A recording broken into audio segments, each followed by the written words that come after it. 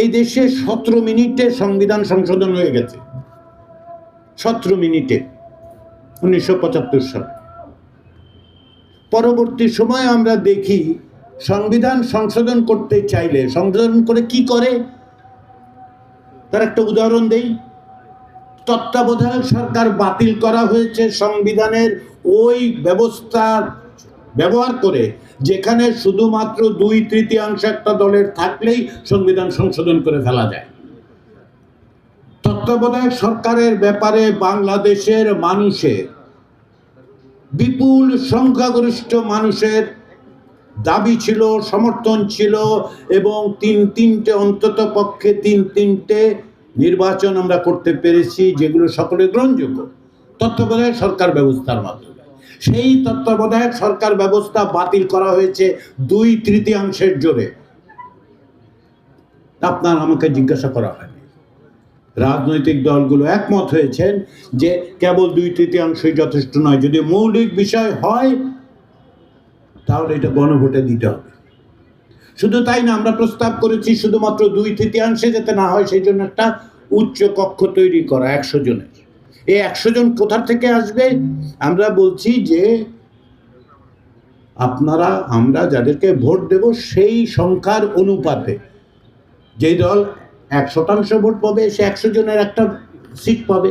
সে জাতীয় সংসদে হয়তো তার প্রতিনিধিত্ব থাকবে না, কিন্তু তার কথা তো শুনতে হবে আমাদের।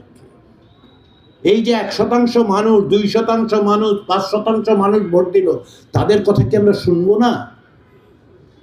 তো তাদের জন্য আমরা বলছি উচ্চ কক্ষে। এবং এই উচ্চ কক্ষে আমরা বলছি সংবিধান সংশোধন করতে হলে 2/3 যথেষ্ট নয়, উচ্চ কক্ষের সংখ্যাগরিষ্ঠতা লাগবে। তাতে কি হবে? এই পর্যন্ত বাংলাদেশের কোনো নির্বাচনে কোনো রাজনৈতিক দল 50% ভোট পায় নাই। তার মানে উচ্চ কক্ষে 50টা 51টা আসন কেউ পাবেন না। কেউ কেউ এটা নিয়ে একটু ভয় দেখান আমাদেরকে, যে এই দেখেন একটা জটিলতা সৃষ্টি করার চেষ্টা হচ্ছে। আমরা বলছি যে আমরা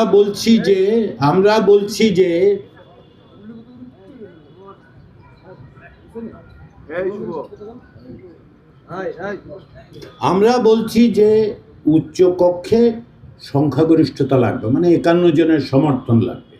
ধরুন একটা দল 42% ভোট পেল, তাহলে কি হবে? তার অন্তত পক্ষে 42 জন থাকবে, সম্ভবত একটু বেশিই থাকবে।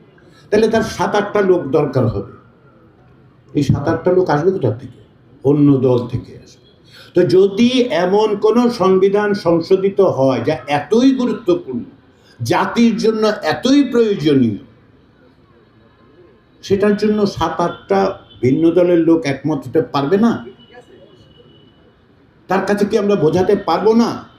এবং তারা যদি এইরকম গোয়ার্তুমি করে, আমি গোয়ার্তুমি শব্দটা ইচ্ছে করে ব্যবহার করলাম, যে না আমরা যাব না ওই 40%, 42%-এর সাথে, তাহলে মানুষ, আপনারা আছেন, আমরা আছি, নাগরিকরা আছেন, সংবাদ মাধ্যম আছেন, তারা কি নিয়ে আলোচনা করে বোঝাতে পারবেন না? একটা জাতীয় গুরুত্বপূর্ণ বিষয়ে বাংলাদেশের জনগণের সংখ্যাগরিষ্ঠের প্রতিনিধির একটা সম্মতির প্রয়োজন থাকা কি জরুরি নয়? আমরা বলছি উচ্চ কক্ষ এই কারণে লাগবে। আমরা বলছি রাষ্ট্রপতির নির্বাচনের ব্যাপারে উচ্চ কক্ষেও ভোট হবে, এবং বলছি যে গোপন ব্যালটের মাধ্যমে নিম্নকক্ষে এবং উচ্চ কক্ষে গোপন ব্যালটে। কারণ তাহলে আমরা রাষ্ট্রপতি, দেখা যায় বাংলাদেশে 1991 সালের পরে একটি মাত্র রাষ্ট্রপতি নির্বাচনে বিরোধী দল প্রার্থী দিয়েছিল। খেয়াল করে দেখুন, কারণ কি? কারণ তারা জানেন যে সরকারি দল যাকেই দেবে সে জিতবেই, দরকার নেই আমাদের দেয়ার। সেই অবস্থাটা বদল হতে পারে। তদুপরি গোপন ভোটের ব্যবস্থা করলে যেটা হবে, রাজনৈতিক দলগুলো যখন মনোনয়ন দেবেন তখন তারা একটু হিসাব করে দেবে যে সর্বজন গ্রাহ্য আমরা যাদেরকে চিনি, শ্রদ্ধা করি, জানি, বুঝি, যিনি কেবল দলের কথা বলবেন না, এই রকম লোক একটা দেওয়ার চেষ্টা করবে, সেটা তো আমাদের জন্য জরুরি দরকার। কারণ হচ্ছে রাষ্ট্রপতি আসলেই রাষ্ট্রের প্রতীক, তার অনেক ক্ষমতা নেই। আমরা সামান্য কিছু ক্ষমতার প্রস্তাব করেছি, রাজনৈতিক দলগুলো অধিকাংশ ক্ষেত্রে একমত হয়েছে, কিন্তু উনি তো রাষ্ট্রের প্রতীক, উনি সর্বজন শ্রদ্ধেয় হোক, সেটাই তো আমরা চাইব। যদি চাই তাহলে এই ব্যবস্থাটা যদি গোপন ব্যালটে 2 কক্ষে রাষ্ট্রপতি নির্বাচনের ব্যবস্থা করা হয়, তাহলে রাজনৈতিক দলগুলো, আমরা তো আশা করতে পারি যে তারা একজন সর্বজন শ্রদ্ধেয় লোককে মনোনয়ন দেবেন, যাকে নিয়ে আমরা গর্ব করতে পারব। এই রাষ্ট্রকে নিয়ে আমরা গর্ব করি, তার প্রতীককে নিয়ে কেন গর্ব করতে পারবো না? সেই ব্যবস্থার জন্যই আমরা বলছি যে গণভোট আপনাদের সকলের সামনে যে সুযোগটা তৈরি করেছে, সেটা কি? সেটা হচ্ছে দেশের যে আপনারা মালিক, আমরা মালিক, নাগরিকরা মালিক। আসেন একবার সকলে মিলে বলি, এই রাষ্ট্রের মালিক আমরা এর ভবিষ্যৎ ঠিক করে দেব। এইটাই সুযোগ। এই সুযোগ প্রতিদিন আসবে না, প্রকৃতপক্ষে প্রতিদিন না আসাই ভালো। আমরা আসুন সকলে মিলে রাষ্ট্রের ভবিষ্যতের পথরেখা নির্ধারণের জন্য আমাদের প্রতিনিধিদেরকেই বলি যে দেশটা এইভাবে চালালে আমরা একটা ভালো ভবিষ্যৎ দেখতে পাই। প্রতি 5 বছরে প্রতিনিধি বদল হবে অথবা হবে না, একই দল হয়তো জিতবে, কিন্তু আপনারা জনগণ, সংখ্যাগরিষ্ঠ জনগণ যদি চান, অবশ্যই তারা থাকতে পারবেন, গণতন্ত্র তো তাই বলে। কিন্তু তাদেরকে ওই 5 বছরের বাইরেও যেন ভবিষ্যতের যে রাস্তা, সেই রাস্তাটা আমরা বলে দিই সকলে।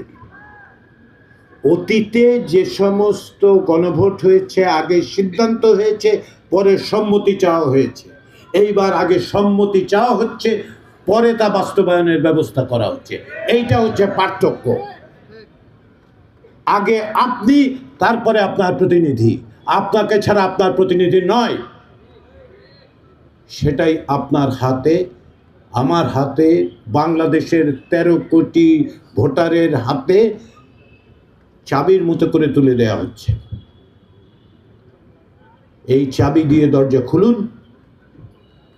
যেই দরজা খোলার পরে সামনে ভবিষ্যতে আমরা সকলে মিলে দল, মত, ধর্ম, বিশ্বাস সমস্ত কিছুকে নিজেদের মতো করে রেখে, সমস্ত ভেদাভেদ ভুলে গিয়ে আমরা এমন এক রাষ্ট্র প্রতিষ্ঠা করি যার প্রতিশ্রুতি আমরা তৈরি করেছিলাম 1971 সালে।